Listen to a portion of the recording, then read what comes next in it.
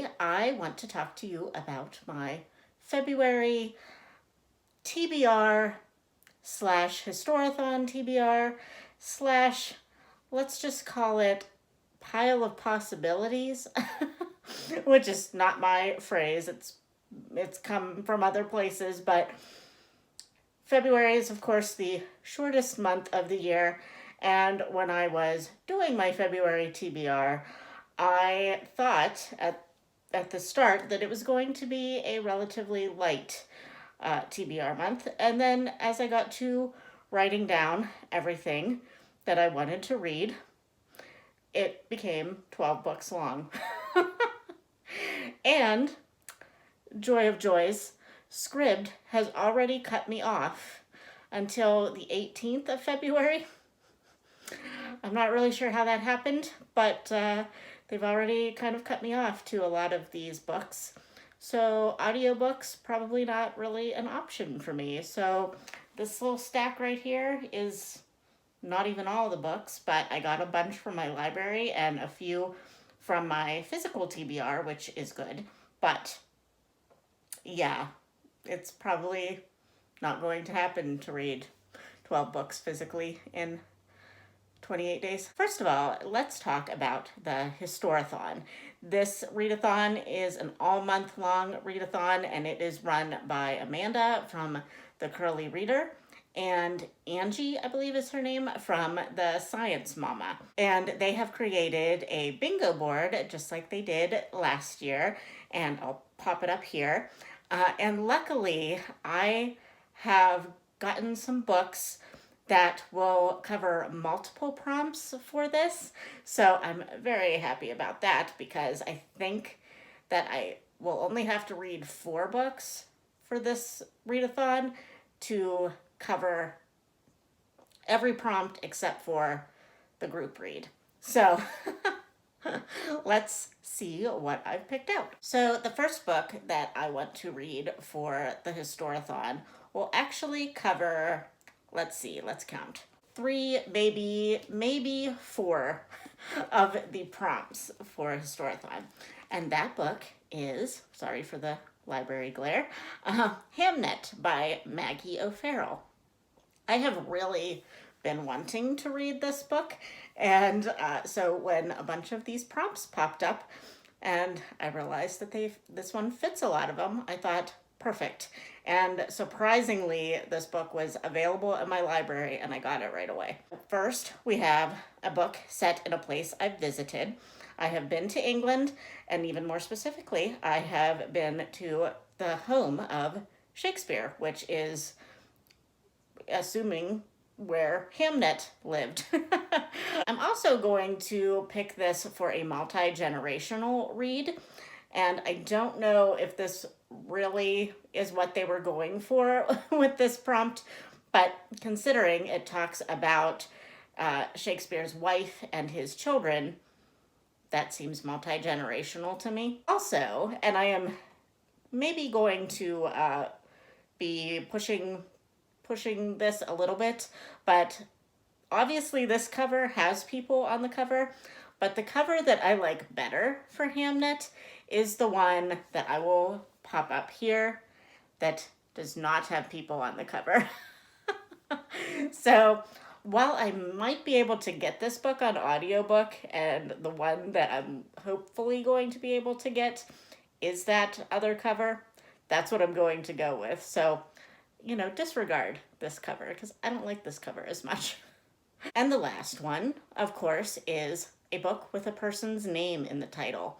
Hamnet was Shakespeare's son's name. The next book I have actually covers 2 of the prompts, and that is Winter of the Witch by Katherine Arden. This is the 3rd in the, I believe it's called the Winter Night trilogy, and I will be buddy reading this with my friend Krista from Books and Jams.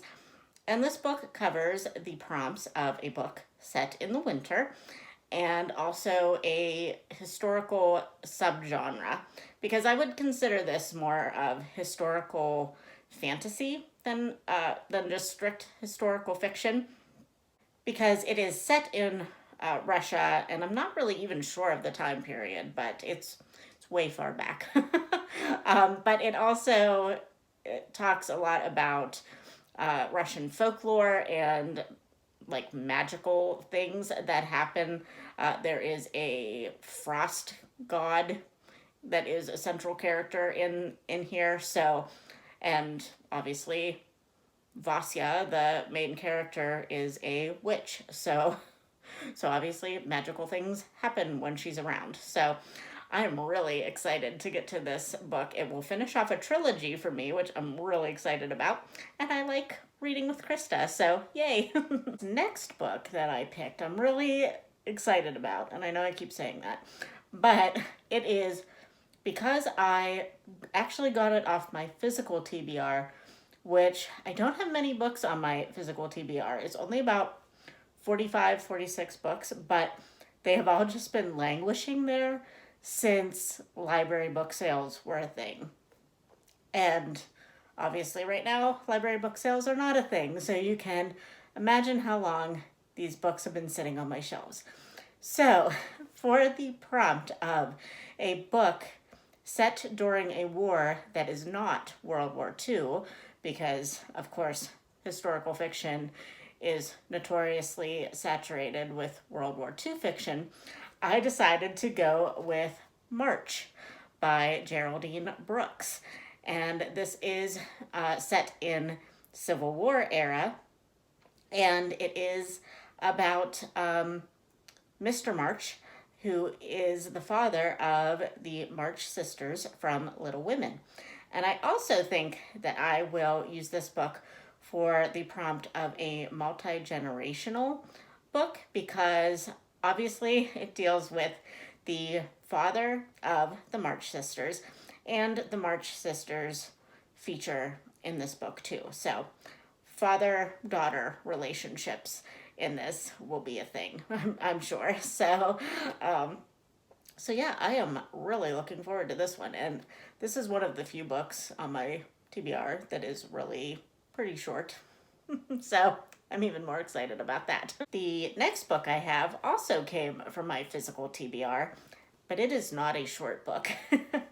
And this one is for the prompt of a book by a diverse author. And for that, I chose Saving Fish from Drowning by Amy Tan. I believe Amy Tan is Chinese American. Correct me if I'm wrong, but I believe that is her ethnicity. And I have only read one other book by Amy Tan before, and The Valley of Amazement. I had to think about that. The Valley of Amazement was what it was called. And while it was really good, it was really dense and there was a lot of stuff in it. And Valley of Amazement was about a geisha, and it was a little bit sexier than I was anticipating. But I don't think this book is going to be like this. It involves basically a group of friends, I believe, and one of them dies and is looking down on her group of friends from heaven. So I am excited to read this book. It is not short, so I am kind of worried that I will not get this done in the whole month, but we'll give it a try. I may try to find an audiobook version of this at my library. We'll see how it goes. And actually, that is the end of my Historiathon TBR, aside from the group read of The Yellow Bird Sings, which I'm going to attempt to get to. However, I would really like to get to the two books that I chose from my physical TBR. And I have a number of other books that I am either buddy reading or are for book clubs that I am involved in. So Yellowbird Sings may get pushed to the back burner as like a, if I get to it, kind of a read. So hence why this is called Pile of Possibilities. So now, in an attempt to not make this video super duper long, we're just going to run through the rest of the books that I have planned for the month of February. One of the buddy reads that I have planned for the month of February is Killing Cupid, and I actually forget off the top of my head who the author is, so you will see a picture of it here.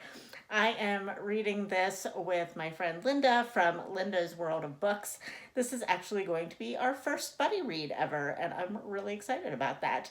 This just looks like a really cute, cozy mystery, and we are actually going to be reading this on Valentine's Day. And probably a couple of days after. But I'm going to have this on ebook, and it just sounds funny and just a delightful Valentine's read for a bitter single lady. And speaking of bitter single ladies, for my book club that I run with my friend Angie from Literary Labors called Bitter Single Ladies Read Romance, I have chosen the book The Corinthian by Georgette Hare. Hare? I don't know how to say her name. For our February book club pick. Now, we haven't actually had our January book club yet, so spoiler alert for what we'll be reading in February, but that's fine. This is just I don't know if it is considered golden age mystery slash romance, but I have been wanting to read Georgette Hare for a while, and this is just a short little romance slash mystery, and I thought, I'm not really into like hardcore contemporary romance in the month of February, but it seems like, the month of February we should definitely be reading romance, right? so this is the one that I've chosen. That way I get a little bit of mystery, and it's probably going to be fairly light on the sexy times, I would think. So since it's like more of an old school romance, let's hope. So yeah, I'm excited to read this, and I hope that everybody likes it as well. And then, speaking of things that I am hosting in the month of February, I will be continuing my reading of the Mitford series with my friends Kate Howe, Angie from Literary Labors, and Chelsea from The Voyage of a Time Wanderer for the Year in Mitford read along. And so our book for February is going to be A Light in the Window by Jan Karon. And this is just another cozy part of the series that follows Father Tim and the residents of Mitford, and I am really pretty excited about it, as I am with most of these books. This will be a definite, of my pile of possibilities, this isn't a possibility. This will be definitely read. Oh, and then I almost forgot about a readathon that I want to participate in, and it's just like a 4-day readathon, and it is run by my friend Elizabeth from Lizzie Faye Loves Books, and it is a Little House readathon, and I think that's what it's called. If it's not, I'll put it on the screen, but this is just a 4-day readathon that focuses on books about Laura Ingalls Wilder, or Little House on the Prairie, or the Little House on the Prairie series, or just anything adjacent to Little House on the Prairie. And I loved the Little House on the Prairie TV series growing up, and I just have a special place in my heart for that whole book series, author, everything. So I decided to read Prairie Fires. Again, I forget the author, so it'll be here. And it is a biography about the author, Laura Ingalls Wilder. So I really love to learn about authors that I love, and just people that were inspirational to me growing up. And I have wanted to read more nonfiction about authors this year. So this will be my first foray into that challenge, and I am, of course, excited about it. Now on to the books that I have for the couple of book clubs that I am involved in the month of February. The first one is for the book club that Krista from Books and Jams runs on her Patreon, and we will be reading From Scratch by Tembi Locke. And this one is just a biography about, an autobiography, I think, about Tembilock. And she apparently met her husband in Italy, and it is just a very food-centric book over the period of her life and her travels, and I'm here for that. I absolutely love books that involve food, from cozy mysteries to nonfiction. And then for Kate Howell's Patreon Victorian Book Club, we will be starting to read Dead Secret by Wilkie Collins in February, and luckily we'll be continuing it into March because Wilkie Collins is quite wordy. He is an author who likes to write. So, and I love Wilkie Collins. I have read at this point, I think, 2 or 3 things by him, and I have enjoyed all of them. So I am really excited to read Dead Secret, and I think that I have heard that from people who have read this that this was one of their favorite Wilkie Collins. Okay, so I think I only have one more book to talk to you about. And that's a lot already, right? But I should have been starting to read The Mother of the Brontes in January for the Fierce Women book club that Kate Howe runs with Christy Lewis and Melania from Melania Reads, I believe, is uh, the other host of that book club. And I should have started it in January, but I couldn't. So I'm going to attempt to read this book in February as well. This one may go on my like possibilities stack. Um, I am really interested in it and I do really want to read it, but I just don't know if I'm going to get to it. That is my very extensive February TBR for the shortest month of the year. Why do I do this to myself? I told myself I was going to read slower this month or this year. It's not working out that way. But anyway, yeah, let me know if you are planning to participate in any readathons in the month of February. Are you participating in the Little House readathon or the Historiathon?